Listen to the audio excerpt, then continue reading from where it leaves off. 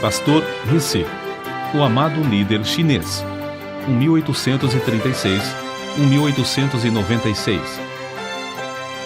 Acontecera o impossível e toda a população se condoía de tal tragédia. O Sr. Rissy, cidadão respeitado por todos, tornara-se crente. Fazia 2 anos que um pregador da nova religião pregava na província de Shanxi. Enquanto se esperava que enredasse alguns dos mais ignorantes, ninguém imaginava que o Sr. Rissy, homem culto, de grande influência entre o povo e destacado adepto de Confúcio, seria o primeiro a ficar enfeitiçado pelos diabos estrangeiros. Não havia entre o povo quem odiasse tantos estrangeiros como o Sr. Rissy. Mas, de repente, eis que ele estava ligado em espírito ao missionário. Abandonara todos os ídolos. Dizia-se que os queimara. Deixara de adorar as tábuas ancestrais. Não havia mais o cheiro de incenso na sua casa. E o que era ainda mais estranho, o Sr. Rissy desistira de fumar ópio. Os velhos recordavam que Shanxi fora uma das províncias mais prósperas da China e contavam como fora introduzido o fumo estrangeiro, isto é, o ópio. O vício se tornara tão generalizado que todo o povo estava reduzido à maior pobreza. Nem mesmo os mais velhos se recordavam de alguém habituado a fumar ópio que, no decorrer dos anos, tivesse conseguido libertar-se do vício. Contudo, o erudito Rissy abandonara por completo o seu aparelho de fumar e parecia não sentir a ânsia que sentem os que são privados da droga entorpecente. O tempo que outrora passara preparando e fumando o ópio, ele agora o empregava nas práticas, para eles estranhas, da nova religião. Dia e noite, o recém-convertido se aplicava ao estudo dos livros dos estrangeiros. Às vezes, cantava de uma maneira singular, e outras vezes de joelhos, e com os olhos fechados falava ao Deus dos estrangeiros, o Deus que ninguém via e que não tinha santuário para localizar-se. Dia após dia, a Sra. Rissy notava a grande transformação na vida do marido e começou a abandonar o intenso ódio que sentiu quando ele se converteu. Quando acordava à noite, via-o absorto, lendo o precioso livro dos livros, ou ajoelhado, suplicando ao Deus invisível que sentia estar presente. A persistência do homem em reunir todos os membros da família diariamente para os cultos estranhos foi tal que ganhou também sua esposa para Cristo. Para o crente Rissy, Satanás era o temível adversário que realmente é, sempre incansável e constantemente espreitando para derrubar e destruir os crentes. Contudo, para ele o poder de Cristo era igualmente real, e Rissy saía mais que vencedor em todas as dificuldades. Considerava a oração indispensável e, não muito depois de se converter, chegou a reconhecer o valor de jejuar para melhor orar. Foi então que aconteceu a coisa menos esperada. A própria natureza da Sra. Rissy parecia mudada. Ao converter-se, tornara-se profundamente alegre e recebia as lições das Escrituras avidamente. O marido esperava que breve ela se tornasse uma verdadeira companheira na obra de ganhar almas, mas, repentinamente, parecia pairar sobre ela uma nuvem do mal. Apesar de todos os esforços, sentia-se levada, contra a própria vontade, a praticar tudo quanto o diabo sugerisse. Caía, especialmente na hora do culto doméstico, com ataques violentos de cólera. O povo então dizia: o Rissy e sua esposa estão ceifando o que semearam. É, como afirmamos desde o começo, uma doutrina do diabo.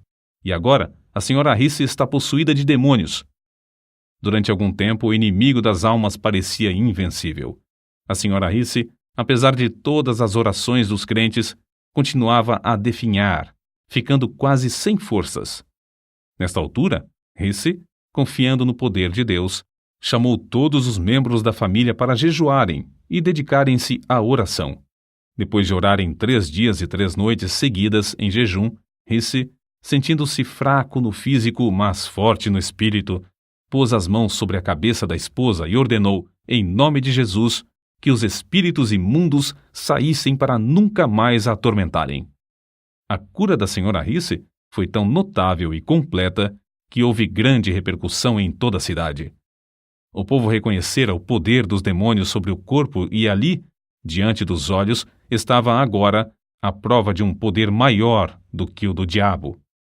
Mas foi o Sr. Risse, mais que qualquer outra pessoa, que se aproveitou dessa sensacional maravilha. Esforçou-se desde então de uma maneira nova a proclamar o Evangelho e dedicou-se, com crescente fé em Cristo, a orar sob todas as circunstâncias. Assim, de uma maneira simples e natural, Risse confiava que o Senhor faria o que prometera em Marcos, capítulo 16, versículos 17 e 18. Estes sinais acompanharão aos que crerem. Em meu nome expulsarão demônios, falarão novas línguas, pegarão em serpentes, e se beberem alguma coisa mortífera, não lhes fará dano algum, e porão as mãos sobre os enfermos, e estes serão curados. Em resposta à oração desse humilde crente, o Senhor cooperava com ele e confirmava a palavra com sinais, como em Samaria, Lida e outros lugares aos tempos dos apóstolos. E, tal qual os tempos antigos, homens e mulheres, ao verem o poder de Deus, convertiam-se ao Senhor. Nunca antes houve alguém para contrariar a Satanás em toda a província de Shanxi. Portanto, não é de admirar que ele estivesse enfurecido. Isso também foi como nos tempos antigos. A perseguição, entretanto, se tornou mais e mais severa, até que, por fim, o povo planejou, ao tempo de uma grande festa pagã, passar cordas por cima dos caibros nos templos idólatras e pendurar todos os crentes pelas mãos até que se retratassem e negassem a fé na religião dos estrangeiros. Ora, Risse era tão prático como espiritual e levou o caso ao conhecimento das autoridades. Era novato na fé e não conhecia bem trechos das Escrituras como estes: Não resistais ao mal, e minha é a vingança, eu recompensarei, diz o Senhor.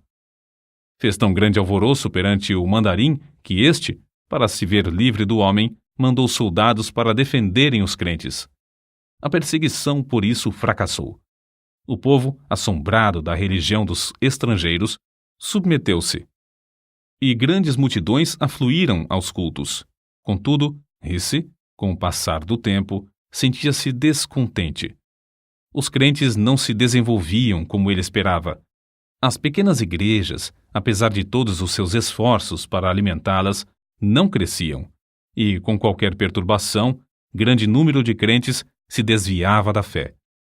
Entre os seus próprios escritos, há um relato que mostra como, nesse tempo, Risse viu seu erro e se deu à oração. Por causa das investidas de Satanás, dormimos, eu e minha esposa, durante o espaço de 3 anos, com a roupa que vestíamos de dia, a fim de melhor poder vigiar e orar. Às vezes, num lugar solitário, passávamos toda a noite orando, e o Espírito Santo descia sobre nós. Sempre cuidávamos de pensar, falar e nos comportar de modo a agradar ao Senhor, mas então reconhecíamos, como nunca, a nossa fraqueza, que de fato não éramos coisa alguma, e nos esforçávamos para saber a vontade de Deus. Não há talvez maior prova de verdadeira conversão do que a influência sobre o próximo. Depois de Risse procurar estar mais perto do Senhor, foi eleito chefe pelo povo do vilarejo onde morava, cargo que recusou de início, porque não podia participar dos ritos no templo pagão. Mas esse fato foi previsto pelo povo, de modo que insistiram para que aceitasse a magistratura com a condição de ficar desobrigado de quaisquer solenidades que diziam respeito aos deuses. É somente ele nos mandar e nós faremos, dizia a multidão. Porém, quando Risse recusou, a não ser que o povo cessasse todas as cerimônias pagãs e fechasse o seu templo, todos voltaram para casa. Grande foi, pois, a surpresa quando, alguns dias depois, o povo voltou e concordou em fechar o templo. O erudito Risse era o único entre eles liberto do ópio e capacitado para chefiar o povo. O fervoroso crente, então, assumiu o cargo, como um serviço a ser feito perante o Senhor. Houve boa safra, bom êxito na parte financeira, e prevaleceram a paz e o contentamento. Foi reeleito para o 2º ano e para o 3º, mas quando reeleito para o 4º ano, recusou o cargo, insistindo em dizer que devia entregar todo o seu tempo na obra de evangelização, obra que aumentara grandemente. Quando o povo elogiava pela boa maneira como servia a todos, ele respondia com um sorriso. Agora, os ídolos por certo já morreram de fome, e seria mais econômico se os não ressuscitasseis. Foi uma lição prática e que perdurou por muito tempo. O grande problema que o pastor Risse tinha de enfrentar era o da salvação de um povo dado a fumar ópio. Devia haver um meio de libertar os infelizes escravos do desespero indescritível. Porque o Filho de Deus veio com um alvo definido de procurar e salvar os perdidos. Enquanto o pastor Risse orava sobre esse problema, foi dirigido a converter a sua casa em abrigo e convidou para ajudá-lo um missionário que tinha um remédio para aliviar a ânsia dos viciados quando privados da droga. No início, somente 2 dos interessados tinham a coragem de experimentar o tratamento. Os outros frequentavam o abrigo, dia após dia, para verem o resultado. Por fim, um dos pacientes, agonizante de corpo e mente, acordou os outros à meia-noite. Em resposta às orações, o Senhor, que é o mesmo ontem, hoje e para sempre, o aliviou imediatamente.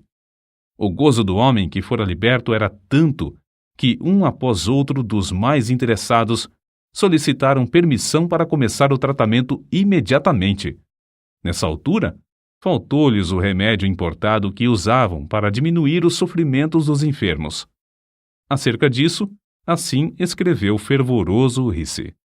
Em oração e jejum permaneci perante o Senhor, rogando que me mostrasse quais os ingredientes necessários e me fortalecesse e ajudasse a preparar as pílulas para aliviar os que sofriam.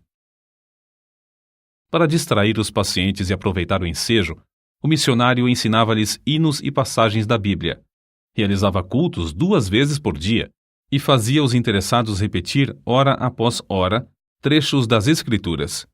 Quando lhes faltava outro recurso, recorriam às pílulas preparadas pelo pastor Risse, as quais faziam o mesmo efeito do remédio importado. Contudo, o fiel Risse não confiava nas pílulas, nem as fabricava sem antes jejuar e orar. Costumava, ao fabricar as pílulas, passar o dia inteiro jejuando. Às vezes, de tarde, estando demasiadamente cansado para continuar de pé, saía para passar alguns minutos perante Deus. Senhor, é a tua obra, dá-me a tua força. Era o seu pedido, e sempre voltava renovado, como se tivesse comido e descansado.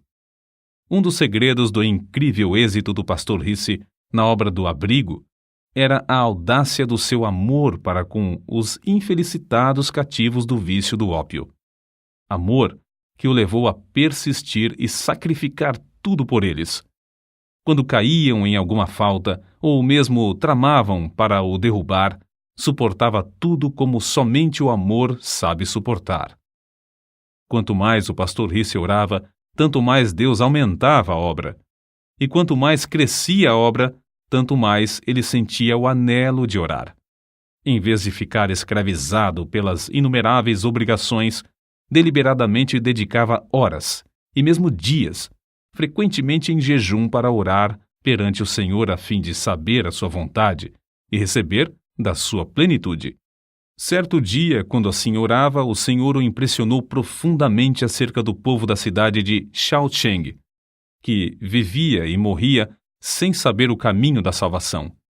Mas como podia ele abrir outro abrigo em uma cidade da qual não conhecia os costumes? Como podia arranjar tempo? Porém, enquanto orava, o Senhor lhe disse: todo o poder me é dado. Mas como podia ir sem recursos? Não possuía dinheiro suficiente para pagar a passagem até aquela cidade. Persistiu em orar, e o Senhor continuou a aplainar as dificuldades. Dinheiro? Era de dinheiro que precisava para abrir os corações e ganhar almas? Se o Senhor chamava, não supriria a ele todo o necessário? Os muros de Jericó não caíram rentes ao chão sem a intervenção de mãos humanas? Assim, ao findar o ano de 1884, 5 anos depois da sua conversão, o pastor Risse era o dirigente de uma obra que se estendia de Tengitsuen, ao sul de onde morava, até Shaocheng, 60 quilômetros para o norte. Havia então 8 abrigos e um bom número de congregações espalhadas entre eles. Mas o pastor Risse não podia conter-se. À distância de um dia de viagem, ainda mais ao norte, estava a grande cidade do Rochal. Constrangido pelo amor de Deus, suplicava ao Senhor que o usasse para iniciar uma obra ali. Todos os dias, orava insistentemente por Rochal, no culto doméstico. Por fim, a senhora Risse não mais se conteve e perguntou: Já oramos durante tanto tempo. Será que agora não convém agir? Por certo, se tivéssemos dinheiro, respondeu seu marido. No dia seguinte, o pastor Risse, no culto doméstico, orou como de costume. Ao findar a reunião, a esposa, em vez de retirar-se, avançou e colocou um pacotinho sobre a mesa, dizendo: Acho que o Senhor já respondeu às nossas súplicas. Admirado e ignorando o que ela queria fazer com aquele gesto, tomou o pacote da mesa. Continha algo pesado, embrulhado em várias tiras de papel, e dentro do papel, um lenço. Ao abrir o lenço, encontrou os objetos mais prezados por uma senhora chinesa: anéis, pulseiras, brincos, grampos de ouro e de prata, objetos que lhe foram presenteados quando se casaram. Com os olhos cheios de lágrimas, ele olhou para a esposa e notou pela primeira vez a diferença na sua aparência, sem os enfeites usados pelas mulheres casadas. Não havia mais aliança no dedo e, em vez dos enfeites de prata nos cabelos, viam-se as tranças seguras por fios de barbante. Quando ele quis recusar a oferta, ela insistiu alegremente, dizendo: Não faz mal, posso dispensar essas coisas. Rochal deve ter o evangelho. O pastor aceitou a oferta de sua esposa e sabia que ela representava profundo sacrifício. A doação foi suficiente para construir o abrigo, que logo se tornou um centro de luz e bênção na grande cidade. Depois de abrir o trabalho em Rochal, realizou-se uma convenção na qual foram batizados 70 dos novos convertidos. O poder de Deus era tal e a assistência tão grande às reuniões que foi necessário realizar os cultos ao ar livre, apesar das grandes chuvas. Como o evento se deu após um grande período de seca, os crentes não queriam orar ao Senhor para que retivesse a chuva. Certo moço endemoniado, do abrigo de Shaocheng, assistiu a essa convenção. Quando o poder de Deus começou a cair no culto, ele se tornou violento, tentando destruir-se e ferir as pessoas que estavam em redor. Quando o pastor Risse se aproximou, o moço deixou de gritar e de lutar. E os homens que o seguravam disseram: Ele está bom, agora está bom. O espírito já saiu. O pastor, contudo, não se enganou. Pondo as mãos sobre a cabeça do moço, orou com instância, no nome de Jesus. Houve alívio imediato, e quando o pastor se retirou, o moço parecia completamente liberto. Certo crente, comovido ao presenciar tudo isso, tirou $50 do bolso e disse ao pastor: Aceite isso. Sei que as despesas da obra são grandes. O pastor, surpreendido, aceitou o dinheiro, mas ao pensar sobre o caso, sentiu-se turbado. A importância era muito elevada e ele a aceitara sem pedir conselho ao Senhor. Retirou-se imediatamente para levar o caso a Deus. Apenas tinha começado a orar, chegou um crente apressado. O endemoniado estava mais violento do que nunca, e os homens não podiam segurá-lo. Ao chegar o pastor à presença do moço, o espírito clamou: Podes vir, mas não te temo mais. Parecias tão elevado como os céus, mas agora é baixo, vil e insignificante. Não tens mais poder para me domar. O pastor, reconhecendo que perdera a fé e o poder ao aceitar o dinheiro, dirigiu-se ao crente que lhe o dera, enquanto o infeliz endemoniado blasfemava em alta voz.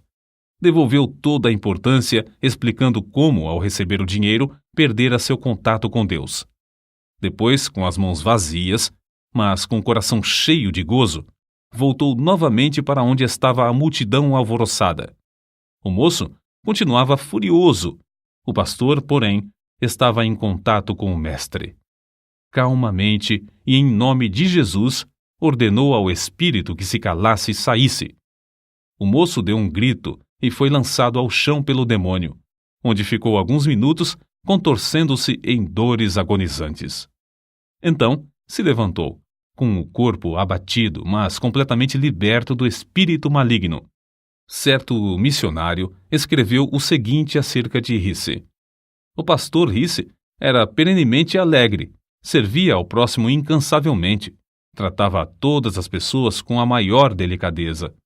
Nunca se comportou levianamente, nem desperdiçou o tempo em assuntos desnecessários. Ganhar almas era a paixão da sua vida. Era impossível estar com o pastor Risse sem orar. Seu instinto em tudo era o de olhar para Deus. Muito antes de clarear o dia, ouvia-o no seu quarto, orando e cantando horas a fio. A oração se parecia com a atmosfera em que vivia, e ele esperava e recebia de Deus as mais destacadas respostas. Lembro-me de que, certa vez, quando viajava com ele, hospedamo-nos em uma pequena pensão. Foi procurado por uma mulher que tinha uma criança de colo enferma e que sofria muito. Homens e mulheres, em todos os lugares por onde passava, também o procuravam. Reconheciam que era homem de Deus e que podia socorrê-los. O pastor Risse ficou em pé imediatamente, cumprimentou a mulher com o filhinho, tomou-o nos braços e orou pedindo a Deus que o curasse. A mulher, grandemente consolada, partiu. Algumas horas depois, viu o menino são, correndo e brincando. Tais acontecimentos eram comuns. Nunca me esquecerei da convenção realizada em Pyongyang. Ao nos aproximarmos do local, durante a noite, ouvi os crentes chorando e orando em voz baixa. Ali estava o querido pastor Risse, juntamente com um grande número de irmãos, todos ajoelhados, clamando ao Senhor e suplicando que salvasse seus parentes e amigos. Acreditavam no poder da oração e se dedicavam à intercessão. Durante todo o inverno, o pastor Risse esteve sob o poder do Espírito e transmitia esse poder ao próximo. Quando encontravam um auxiliar passando por alguma prova, jejuava, orava e impunha-lhe as mãos.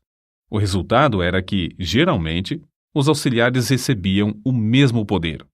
Nesse tempo, também havia grande falta de sujeição à palavra de Deus.